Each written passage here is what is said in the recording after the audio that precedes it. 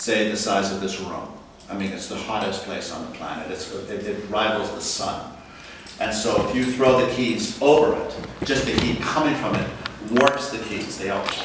And they no longer function as keys. So they all look, for a millisecond, they look like they are the same, but they actually are not. They have changed. They look like keys, but they will never open up anything. And so they cease to be keys. They become only image of keys.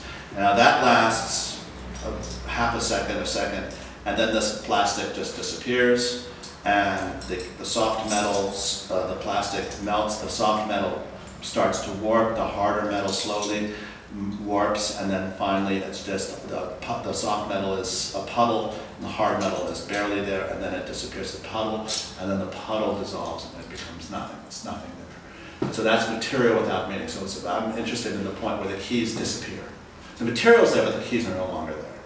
Okay, and then here is the world unframed, which is like the blue flag. This would be the green flag, this would be the blue flag. And the blue flag is these keys 10 minutes ago. Okay, when we're, wherever they are back in the back room. Wherever they were. That nice little reality that they were in, that's the real world. Now they're no longer in that reality, they're in a different reality. They're now here. So the real world is simply, in a way, it has to do with the subconscious. That's why the one reason why it's blue. It's like when you're just living your life, you're not separated from what you are. It's like being autistic. You're just there. You have no distance on it. You're not making signs or anything. You're just living your life. And that's where we live most of the time, I think. And I think that when I'm in this state, I'm in a trance, actually. I don't think I have no memory of it. So that's where the keys were. Then you take it, and this becomes, the yellow is where things become conscious. You become aware, like you've lost your keys, and you're frantic. And the keys are no longer just invisible. Then they become super important, and your life is for those keys. Or they're on display, as they are right now. They have now become emblematic. They're on their way to becoming emblematic. I can say that these were Elvis Presley's keys. And these were his personal keys for Graceland.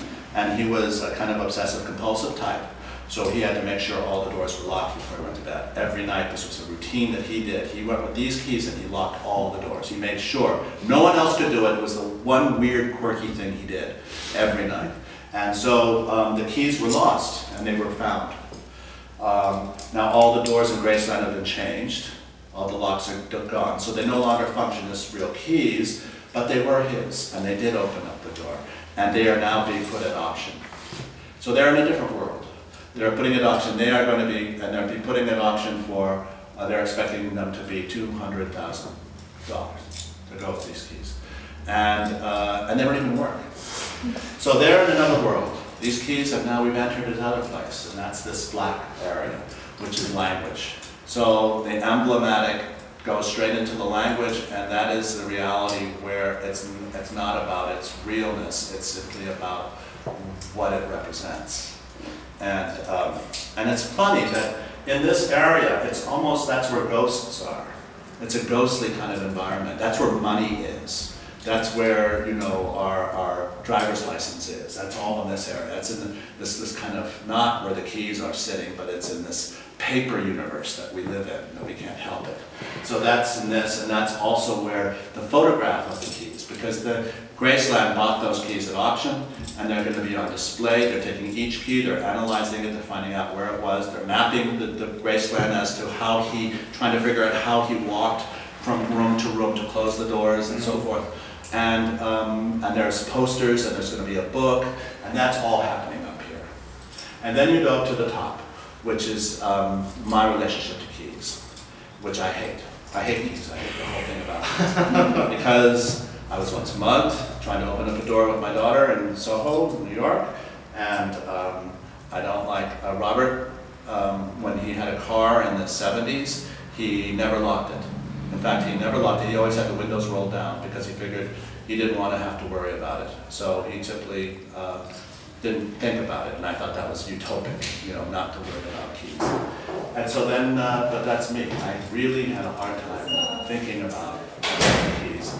I hate them. I hate them. So this is my feeling of keys, independent of the key itself.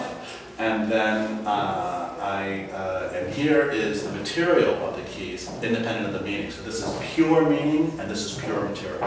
And they're the bookends of this chart. And both of these bookends are an impossibility, because we are here. There's no way to get to this without this, and there's no way to get to this without this.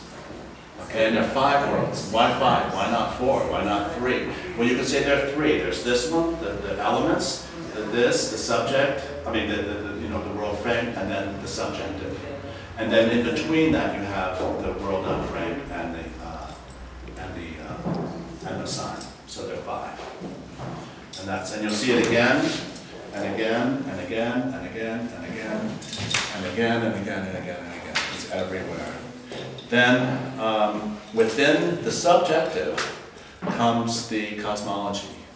And here you have the 5 worlds in the black and white one there.